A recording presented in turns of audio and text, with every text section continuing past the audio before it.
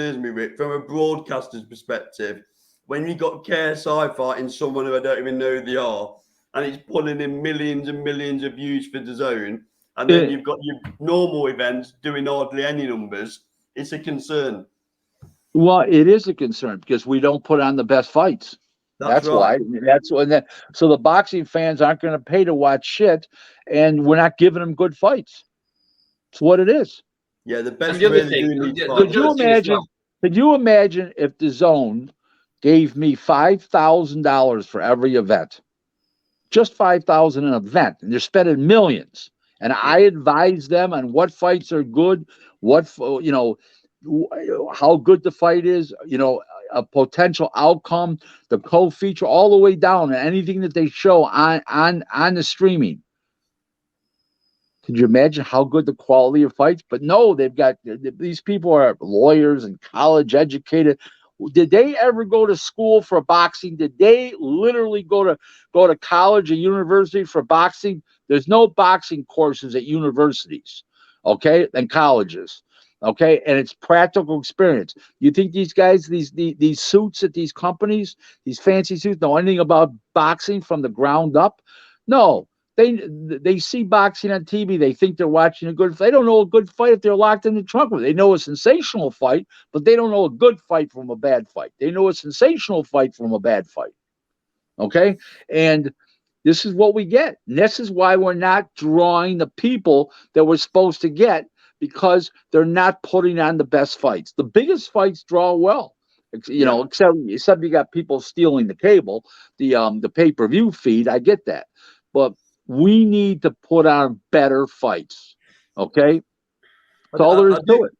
I do wonder how long the billionaire owner is going to keep writing the checks for, because they must be losing money. I've not seen. Well, we know they're losing money. That's established. But that's because they're giving Eddie all this money. If they went with Golden Boy and they gave Golden Boy 24 dates a year, and 12 developmentals, so they gave him 2 fights a month, big shows on Saturday night and a Thursday night developmental card. They gave him 36. You could cut the budget down a fraction, and you get more, as many people watching now for a lot less money. It's the way it is. Frank Warren obviously calls it the app. He doesn't call and Frank Warren has likened it to Box Nation and Satanta over in the UK, where he mentioned that it could quite easily go bust. It's all up to the billionaire. If he wants to keep funding Eddie Hearn's follies, so be it. Just talking about another one of mine and Andy's favourite fighters, Demetrius Andrade. So obviously he's signed for PBC. What do you think? I know you're a big fan as well, Rick. What do you think the plan is with Mr. Andrade? Well, if let's put it this way, I would never sign him as an agent, advisor, as a promoter. I wouldn't want anything to do with that. He makes shitty fights. He won't fight anybody. He's had a career of tune-ups. Look at his record. He's basically had a career of tune-ups. Who's he ever fought? Has he gone there to retire, Rick? What's that? Has he gone there to retire? Is he going to retire? Has he gone to PBC to retire? Well, yeah, probably, because they don't fight too often. He'll probably fight once you'll probably take this fight, maybe one other fight this year. Then he won't fight for 2 years. Who knows what they're going to do there? I mean, he has no entertainment value. Doesn't hold a world title anymore. He backed out of the 2 fights twice with Zach Parker. Yeah, and he gave up his title instead of fighting Demetrius, and then instead of fighting what's his name there? Oh God, whatever his name is. Genelbeck. And Genelbeck was in World War III with Denzel Bentley. Yeah. I mean, who got knocked out in 3 rounds by Felix Cash. Yeah. What a great fight that was. It's mind-boggling. It's mind-boggling. He's had one of the worst careers. It's his own fault. His own fault. He doesn't listen to people. He just takes safe fights. He knows he's going to win. He takes no chances. And, he's going to have no legacy. His only legacy is going to be he's a pile of shit. but he's still picking up the checks. How much could he be getting this Saturday night? Not much. a lot. Right. Isn't this part of the problem though with BBC. PBC? Absolutely. But not just PBC, That's why it's a perfect place for him. But They don't fight often, and when they do, they fight pancakes. I mean, when they're getting paid drastic amounts of money to fight average fighters, is this why when the likes of Right? That's why they won't fight anybody good. That's why they won't fight anybody good. That's exactly the reason. Yeah. They ruined Al Heyman has been the ruination of professional boxing in North America, in the United States anyways. Let's put it that way to you. He tried to go over to the UK. He got run back out. Yeah. Yeah. You know why, right? No, tell us. A fine gentleman from Ireland that was living in Dubai. Oh, right. Okay. Yeah. We all know who that is. Basically was sent word, go back where you came from. Good advice. Got some good advice for you. Go back where you came from. And he sure did, didn't he? Yep. Rick, we've got in the UK, we've now got 3 strong promoters, 2 with real big broadcasters in Sky and BT. That's Boxer, obviously, and Frank Warren. And then obviously we've got Eddie Hearn with the app, DAZN. So we're talking a bit earlier on about how we want to make strong fights and strong cards. Do you think having these 3 big promoters, it's spreading the butter a bit thin? I think it is. I think that Frank Warren and Boxer should start doing fights together. I think Eddie Hearn and Frank Warren should start doing fights together. And I think it would cure that problem, but they won't. Their egos are in the way. They're afraid their guy's going to lose to the other promoter. They're going to look like they were outsmarted. Everybody's ego's in the way. The best boxing guy by far of the 3 of them is definitely, no question about it, is Frank Warren. I mean, he's a real boxing guy. I've got so much respect for Frank. Frank's a great guy. Frank's a real boxing guy. Bob Arum's quote to me was, when I spend time with Frank Warren, there's not a better time I've ever had than with Frank. That's all you need to know.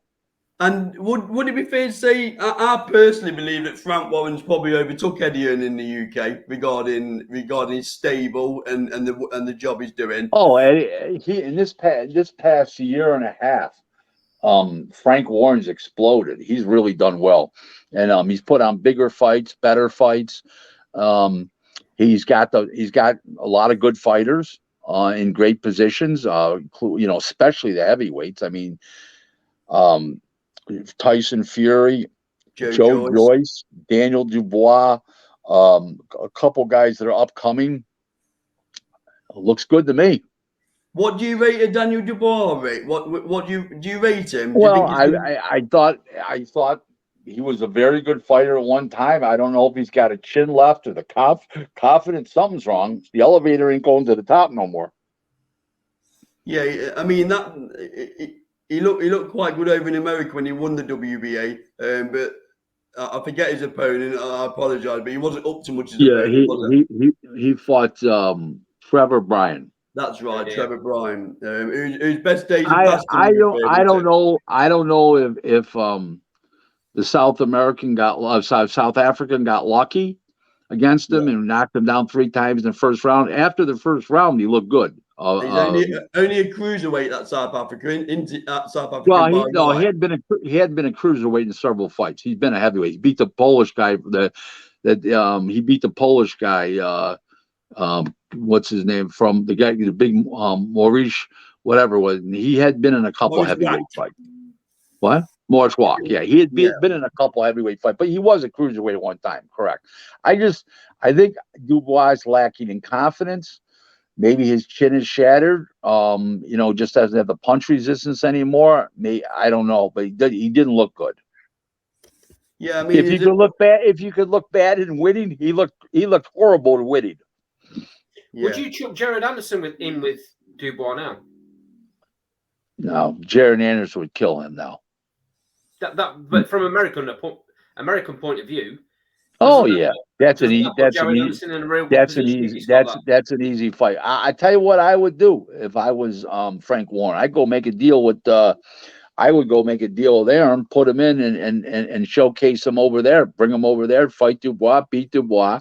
Give Dubois a rematch, get rid of him, and then move on and keep fighting over there. He could be a huge attraction over here. Aaron could put him on TV over here, back. And this guy could be a huge attraction. He's good looking. He's got an unbelievable personality. He looks the part. He's fast. Great smile. I mean, there's no negativity with Jared Anderson. He's like a Tyson Fury type as far as personality goes and charm and everything else. Obviously, we spoke earlier on. I said to you that we've not seen a great deal of him over in the UK. How far off do you think he is from challenging? Well, he could fight. He could beat Dubois tomorrow, but he wouldn't beat Joe Joyce tomorrow, and he wouldn't beat Tyson Fury. That would be maybe a year and a half from now. Okay, maybe. Right. But he would beat Daniel Dubois right now. He would beat Dillian White right now. He beat Shore right now. He'd beat all those guys right now.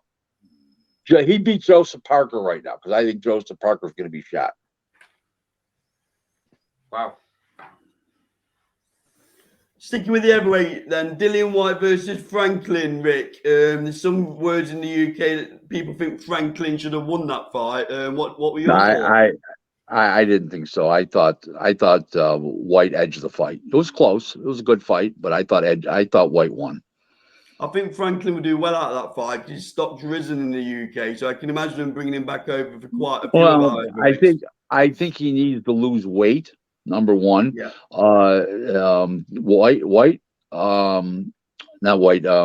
Franklin. I think he needs to lose weight. He needs to get in better shape. He was a little winded there in the end. He's got some improving to do, but he's got to move his head a little more. But I thought he looked good. But he did just enough to lose. Put it that way to you. We didn't really know him in the UK before the fight, so it was a lot closer than we expected it to be. I knew him and didn't want to know him. Right, okay. What does that tell you? What does that tell you about what's left in Dillian White's tank?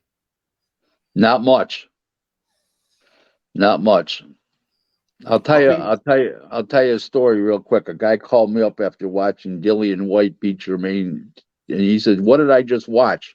I said, "You watch a fighter that fought. You fight a shot guy who fought a guy who wasn't shot, that was trying and willing, and made the guy who won look bad." Do you think Tyson Fury took his soul, Rick? His soul? Dillian White. Yeah, sometimes he come out of them fights, never the same fighter again, do they? Yeah, he's not going to be the same. He was knocked out cold, and he doesn't have anything left in the tank. I mean, just enough to beat an overachieving club fighter from the U.S. It's not really a good fighter. He's not a puncher. Franklin, he's just a guy. I mean, it looks like he's going to jump in with AJ Dillian White in the summer in the UK in a stadium fight. No, two guys that are on the back nine. AJ should finish them off. Toss a coin on that one, Rick, can't you? Toss a coin. No, Josh will have enough left to beat him. Really? Now we're talking about Joshua, Rick. I mentioned earlier on about the massive deal that he signed with DAZN. He then goes on and has 2 fights against Usyk, which weren't on DAZN.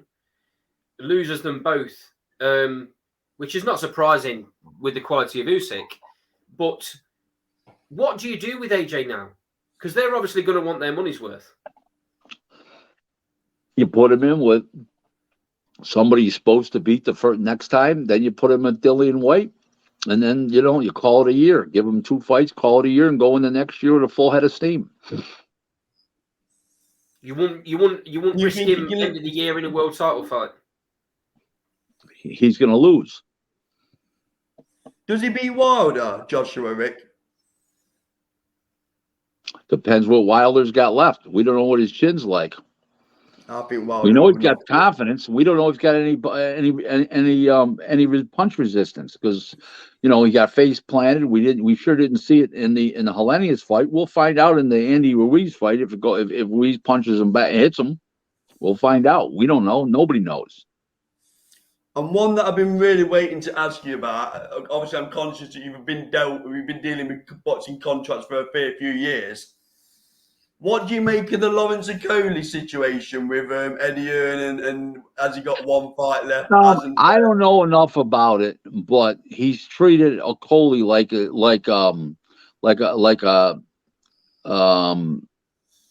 a red-headed stepchild. So I just don't think he's treated Okolie well, from what I can see and hear, and what people are telling me over in the UK. You know, Eddie's like that. You know, Eddie's got this thing about him that he's arrogant at times. One time he's nice, sometimes he's arrogant. He is what he is.